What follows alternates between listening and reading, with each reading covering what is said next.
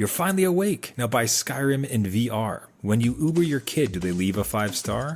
Hades 2 is dusted onto Retro Red, and a bit of cheating in a kid card game right before bed.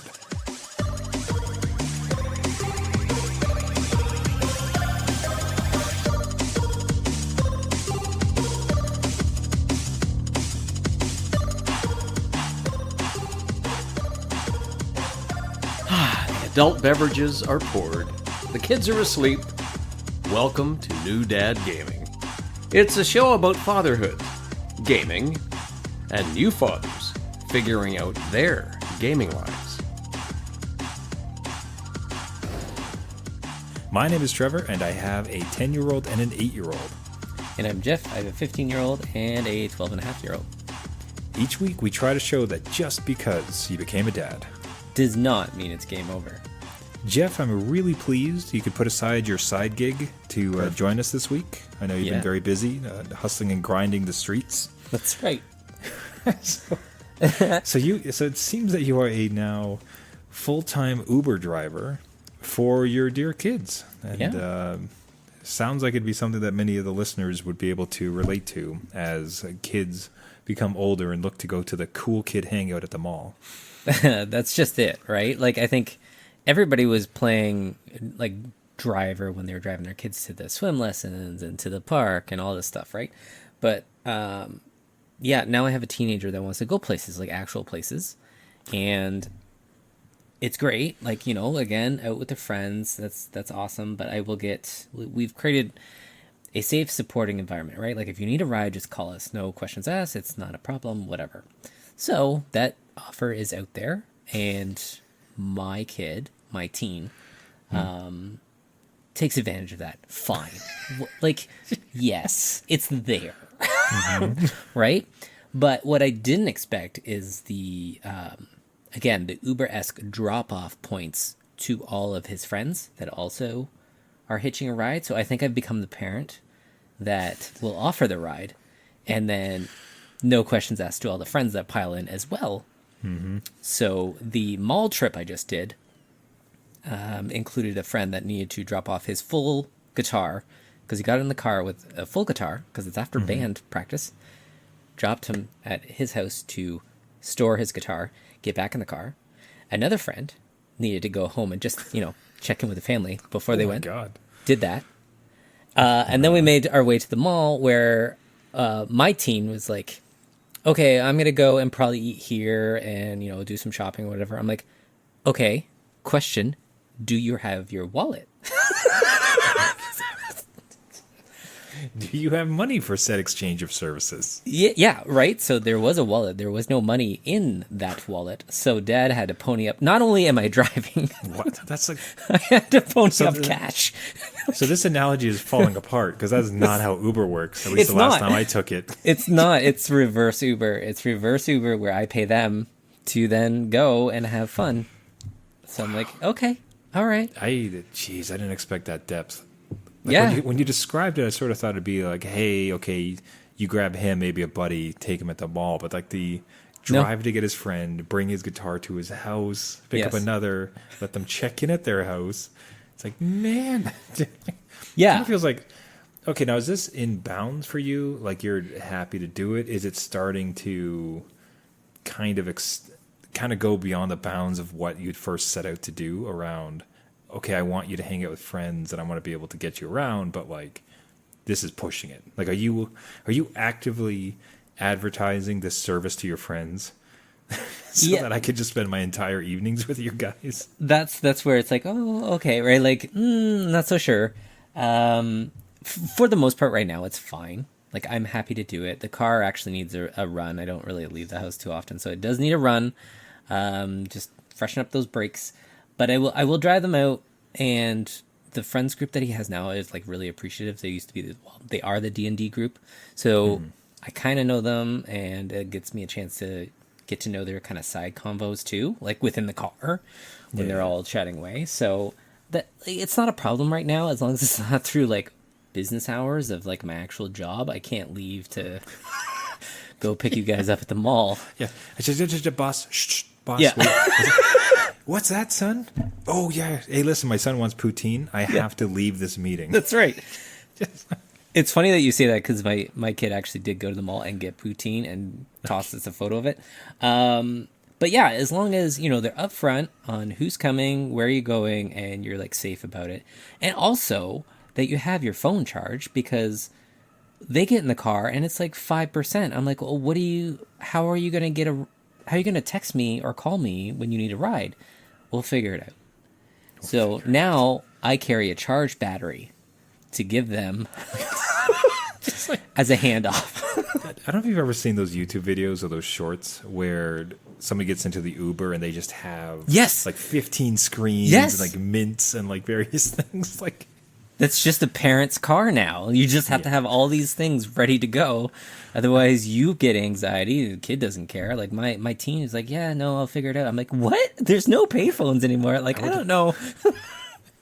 I would love to see, like, you put the plexiglass too, just to like avoid you getting sick more often. Just have the plexiglass between the front and the back seat when you're catering your kids around. Yeah, like again, even better too is like if you could figure out like a really simple web app that you could send them to rate you on the service and get some feedback. Like just like how hilarious it's like, hey, by the way, guys, if you could rate and subscribe, leave a couple comments for this ride. That would be pretty good, right? Like, if I even moved into the D&D group, if I moved into one of their stories as like the person that drives the carriage everywhere, and it's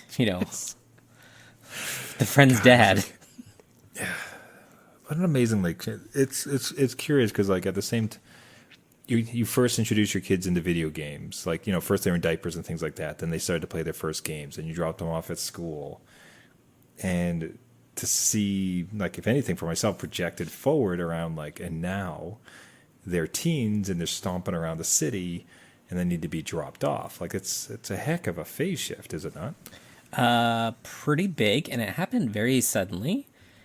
And again, it's just, like, I have a 15-year-old, almost 16 this summer, so I understand it.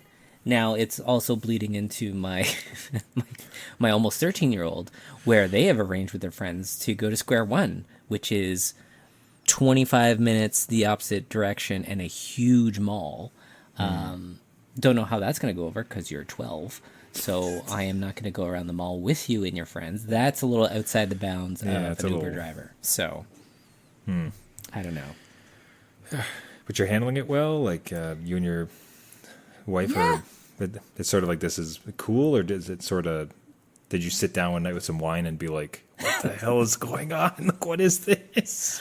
Again, my boundaries are like, you have to let me know. You have to give me notice, right? The Uber driver needs notice. So like, again, I can have gas in the car. It's warmed up. It's ready to go. And it doesn't interrupt my kind of day.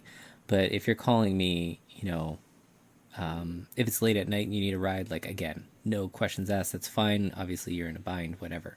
So far it's good. We'll see. The real test is if the friends call me directly.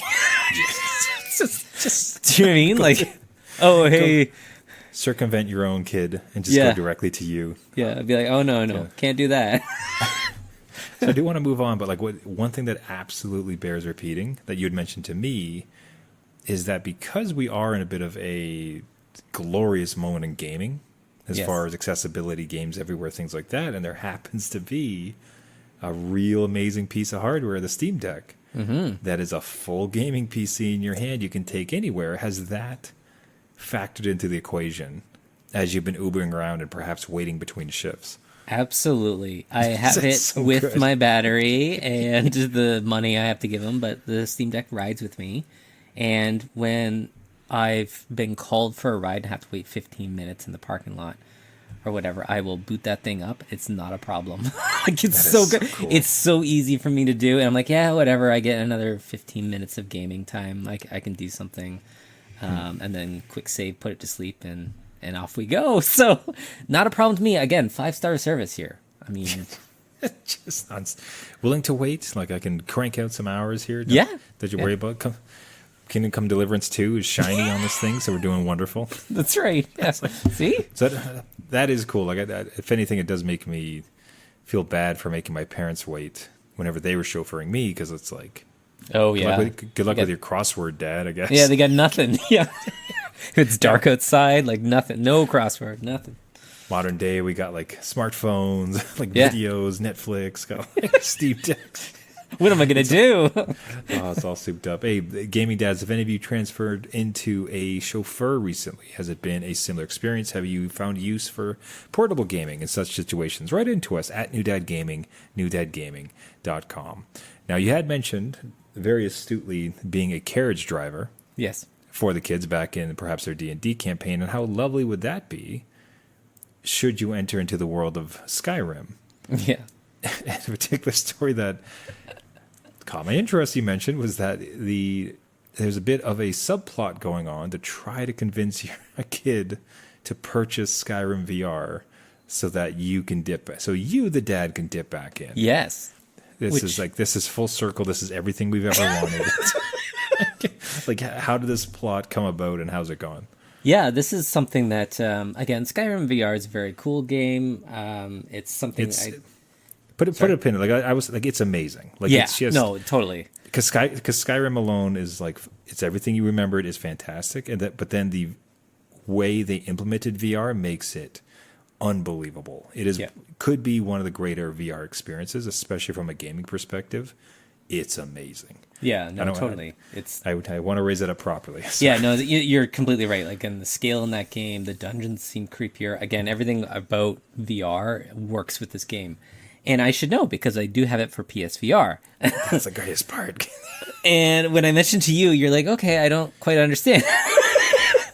And it's because I don't want to set up PSVR all over again, right? Like, the PlayStation is in a room where it just doesn't have space for all the extra cords of the VR system. It's down here in some box that I don't want to fish out. And really, you're dealing with vanilla Skyrim at that point. So a lot of the kind of qualities of life that have been modded in with something like Skyrim VR and PC, I don't get to enjoy those. So enter in my kid, who, again, previously mentioned on the show, is going through Skyrim and is quite far and may actually like beat it. I don't think, again, I've ever beat it. But they're really taken back by it, and they noticed the VR version, and they've been waiting for it to go on sale. And I'm like, you know what? It is currently on sale on Steam. You do have Steam credits. You know, I did notice you had some Christmas Steam bucks left over. Right. And, I have a notification coming into my smartphone. In fact, do. And so I sent, a little like, hey, it's just on sale, because I want to get in on them pushing it to the Quest, where we can mod it, see how it runs. I think it's probably pretty easy with this type of game, and what mods we can do with it. Really pouring on the, hey, wouldn't that be cool, to my teenager that may be like, hey, it would be cool. Dad, do you want to try? I'm like, oh, are you kidding me? Yes, I would. Thank you. Oh, right. Now what? So I will ask, like, what PC are you going to run it on for VR? So this is where I'm not entirely sure if it's going to run silky smooth. He's got a gaming laptop. Okay. And I'm not. Do you know the card? Not offhand, like a 3050. So I don't even think it's like the good 3060 with the extra RAM, right? So I don't know. We'll see. Skyrim is like, it is what it is, but you do have to render it twice at 90 frames a second or something, like, so it could get pretty taxing. Steam has a great refund policy, so like if it doesn't work. Yeah, that's a little on the lower side of things, unfortunately. So I've had decent success with a 4060, which is not the by any means like a beefier, like, sorry, compared to a 3050, but it's not like it's like, oh my god, you have a 4060. Like, it's considered sort of like the plebe or like the public's version of a gaming card. So I don't want to, but 3050 feels like laptop, laptop. Not even. You're gonna be close. Yeah, so but it's worth a try. I mean, because like, it is a super old game. Hopefully, it's been optimized with the mods and everything else. So yeah, that's what Bethesda does, and no. Again, the modding community is very great. So I don't know. It's an opportunity to see if it works, but I wasn't gonna buy it and have it not work because can't do that. I can recall with like kids. I don't know that it's really paid off yet, but I've always hoped that like they wanted to purchase a game, like on Switch or on like I could think for instance like they recently got into they were playing Overcooked with friends. Oh yeah. And then they asked if they could spend, I think it was some of their Christmas money on Overcooked too.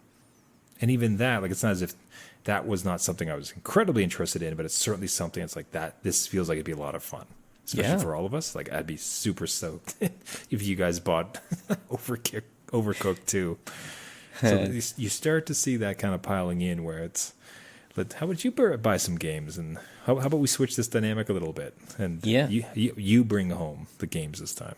Right? You think they kind of pick up on that, like, less resistance? You're like, oh, yeah, go for it. Like, that sounds great. Why not? Sure, that sounds like a great deal. Yeah. I was thinking of downloading League of Legends. You're like, Yeah. How about Overcooked? Yeah, that You could know be a what? lot That's of fun. great. Skyrim VR. Oh, I guess if you want it, that's fine. You know what? You could stay up extra late if we download it tonight. You never know. We're thinking of pooling our money and getting a PS5. Okay, go on. I'm listening. You want some extra money for like that second controller, right? Yeah. Yeah. Well, keep me posted. We'll see if if this pays off and you yourself get into Skyrim VR. Yeah. That'd be cool to hear. See if it runs. Gaming dads, have you enjoyed the benefits of your kids playing a game, or have you kind of kept on top of it to suggest when they might be able to strike? Would love to hear about it at New Dad Gaming, newdadgaming.com. Now, so for myself, we'll pour one out. Like I wish we had some trumpets or something like that. I've beaten Hades 2. Yeah. Yeah, we did. It only took a couple months. You did it, though. Yeah. Oh, it's a great ending. Man, this title is just fantastic. I adore this. By far one of my favorite gaming series for sure. Like the gameplay of it, the loops, the storytelling, awesome. And the way it ended too, super cool. So the challenge like I sort of found was I don't think it's necessarily spoilers. I don't think like you beat a game and then there's like other stuff to do so you can get to 100%. Yeah. Clearly, right? So in Hades 2, there tends to be a couple of other story threads that you can maybe like close off after you've accomplished the main task. And I can remember finishing it and just sitting there looking at it like, do I want to go back into the depths of hell a few more times to finish these stories? And I will say initially, I was a hard pass. It was just, it's like, you know what, this was great. It was a great ending. There's a couple endings I want to check out. If anything, if I really get the urge to, I'll just YouTube it. Right. Which is a great change for like our modern world, right? Yeah. Where it's like every bit of content is just online. So it's going to save you some effort. What was interesting is like after a week or so had passed, I decided just to give it a shot. Like I had one of those rare, like, oh, I actually have some gaming time tonight type of things. And I booted it up and I did another run. It's like, oh, this is still very good. I'm still having a lot of fun. Okay. So I've decided there's a couple story threads in particular I'd really like to close off. So I think between it just being a great time and wanting to like have those story payoffs, I think I'll be doing it a few more runs. Now to get it to 100%, forget that noise. There's no damn way. It just because you'd have to go through. You'd have to spend so much time, Right. and accomplish like great feats of gaming. And it's just like I got things to move on to. Right. Yeah. But the story threads are sort of like you can take care of them. Like, it'll be cool. So I don't know if you've ever found yourself staring down the long journey of endgame content, and as opposed, and not just like play harder modes, but like literally like there's kind of extra story stuff you want to figure out. And you said, nah, forget that noise, or are you generally kind of always doing it? If it's narrative driven, so a lot of when a game says, hey, when you beat this game, you can go back and do the side quests that you missed, and they're not like dead in the water, that I will try, right? Because like I did want to experience these certain side quests, I didn't get a chance to, or I was beelining it for the the narrative because I know I'm gonna get burnt out. I will go back and do that. For some of them, I feel like I have spent like maybe it's like 100 hours in this thing. I'm like, I'm just gonna park it. I'm good. I'm just gonna leave it be and just kind of let it rest. So it kind of depends on what it is. The narrative stuff, yes, for sure. Like I remember going back on again Kingdom Come Deliverance, went back and did all the side quests. Final Fantasy Rebirth, did all that. But some of them, like, okay, so like similar question on the same topic. Baldur's Gate 3. I have tried, like, there are so many ways to kind of go about that game. And again, when you finish it, you can kind of, do different things, right? No way. I would be like, I am totally done. There's too much story here. I'm kind of absorbed it all. And I would call it quits. Like that would be it for me. I don't think I could do it. But now, like, so what's it with? How about your kids? Have you found that do you have insight into if they beat a game, will they return to it and like 100% it, get it all completed, or is it more like on to the next, on to the next, on to the next? This is where I don't know about your kids, but my kids differ completely. So my teen went back with Hollow Knight again. 111%, I think, completion. So they got everything along with I guess there's boss battles that you can do again, I've never beat it, but you could do like the higher up boss battles at a certain hardcore difficulty. No problem for them to do. My youngest, no. It's just like skipping cutscenes, going through the story, and then like shut down the game and uninstall. Like that's it. They are very much like, oh, I just wanted to play this for the feeling. I got that feeling and I'm done. But my teen, very different story. They will go back and really sink their teeth into it. I think in Skyrim, they're even getting achievements that I've never even seen. So, like, not that a I've heard rumored. Yeah. In the darkest corners of the internet. I didn't think this actually existed. I thought it was but a myth. I'm like, who would grind all this? Oh, yeah, no, that's my teen in there. Yeah, not a problem. Yeah, I don't know that I've seen mine. It might be just an age thing. But at this point, they mostly seem on to the next. Yeah. As opposed to sitting there and just grinding. Like they'll do stuff with, I know they're back into Pokemon, I think it's Violet on the Switch. Okay, yeah. And they were just adamant about getting like a Mew or like some legendary Pokemon, if Mew's on in there. Yeah. And just would not like let it quit. So like that was just that like razor focus, but it wasn't so much like beat it and then like, okay, I know I've beat it, quote unquote, but now I'm going to really beat it by spending another 2 months. Yeah, so we, from the chat from Spaltzer says the 100%ing most games is for the younger generation who have much more time on their hands. Absolutely. That's very true. It is a young person's gambit, that is for sure. You remember those days? You remember those days when we didn't have achievements and goals? And like you didn't know until you talked to someone. You're like, wait, what? What other quest? What do you mean there's a secret ending? What do you mean that Titus comes back if you do everything? Right? There's a good ending and a bad ending? What ending did I get? Oh, no.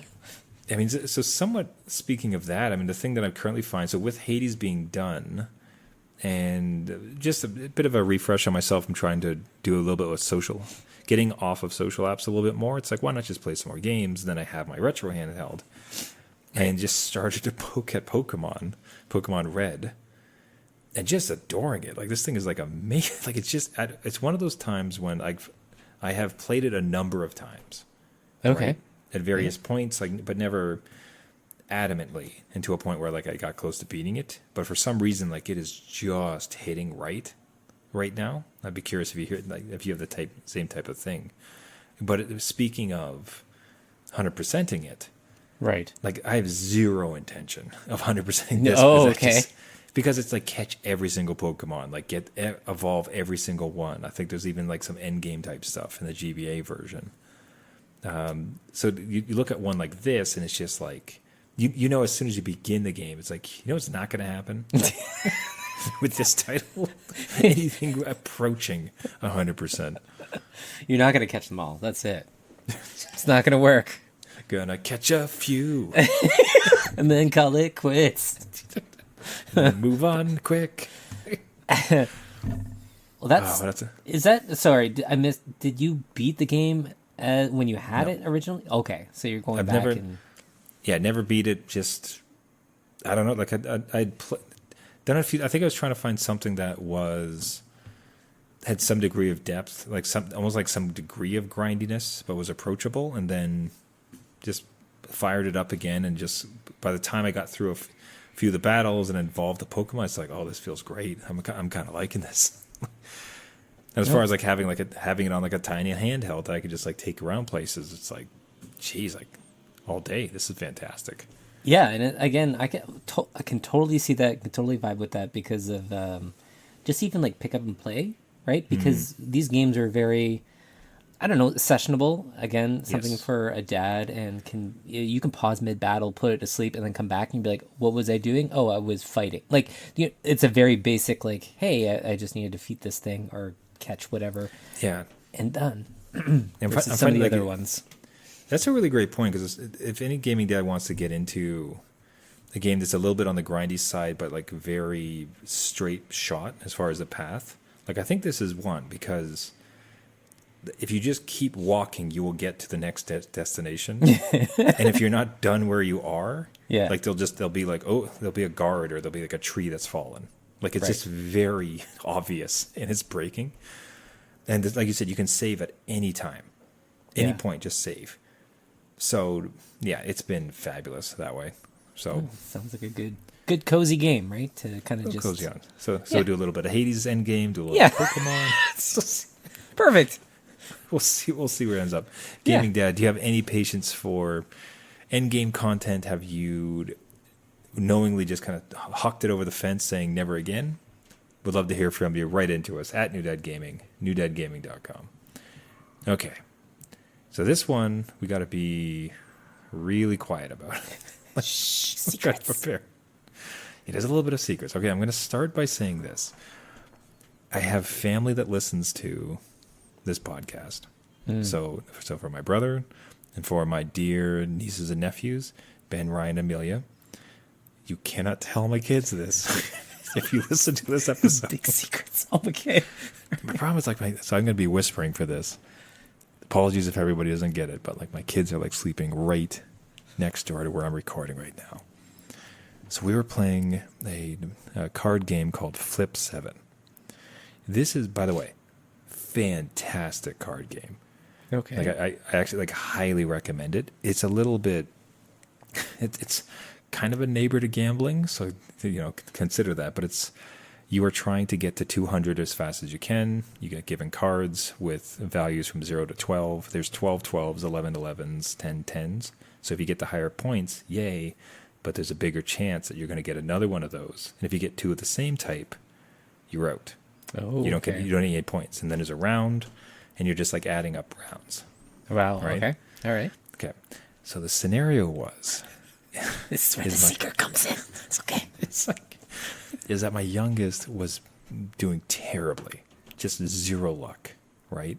So dead last out of the four of us. All the rest of us had like a lot of points, and we're getting pretty close to 100. It's first person to 100.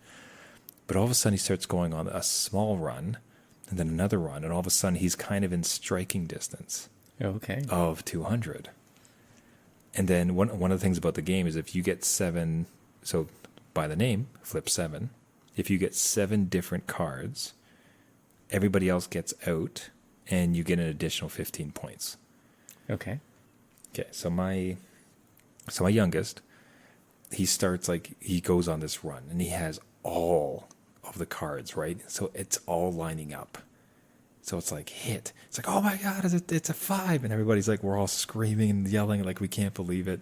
Like every time I get a card, it's like, okay, here it comes. Like, whoa, whoa, whoa. Like we're playing it up, right? So everybody, like it is like, not anxiety, excitement is to the nines. Like it is to the roof, right?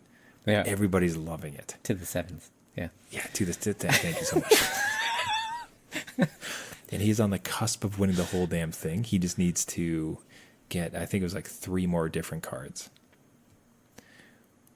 Now. Okay. I was enjoying this story. And I was enjoying the energy of the room. So every time between turns when I was like flipping down the card, and everybody else is just like jumping up and down and screaming. I'm like, am I too? Like I'm talking, they're running around the house. Like this is how excited they are with it. I might have been looking at the next couple cards that I was going to be dealing to make sure Yeah. that he was not going to bust. Right. Because everyone's screaming. I'm like, oh, that's crazy. I'm secretly on a table. It's like, nope, 12. Nope, 7. Nope, 8. Can't do that. I once had to change like 4 different cards to find one that would be different. And then finally it was. And here's this moment. He was going to get the 7. This would be for the victory. It's like I'm winding it up like, oh, boom, like lam it down. Oh, that eruption. Just like unbelievable. Like the neighbors complaining, like the roof shaking, like everyone's screaming. Just this amazing moment. Kid comes from behind, wins the whole thing. Right. I almost lament recording this. Like I love this story. Because if the kids ever listen to this in future, Yeah. and realize, Okay. it's either gonna be like a sweet, like, oh, dear old dad, or it's like that son of a bitch, like he lied to me this whole time. I was going to ask if this is a secret you take to the grave or if they just find out through a Well, podcast. not now. It's on a podcast. It's on a publicly accessible podcast. Yeah. Yeah. Well, I think it's a confidence booster. I mean, you definitely allowed a memory to happen. You just kind of... God, every time we pull out this, and the thing is like now it's become a bit of a staple. Like we've been playing it basically every day. And every time we do, like you just get that recurrent memory. It's like, hey, remember that time? Right. And you'll have this sort of like bonding thing. So, no, it's the right move. I just Totally. if the wrong move might be admitting it on a podcast, if anything. But I just love the story, and it was so cool. Just please give us an update if something comes. Your youngest is like, hey, look, I listened to your podcast last night, and like we need to go over things. Always like listening into the door across the way.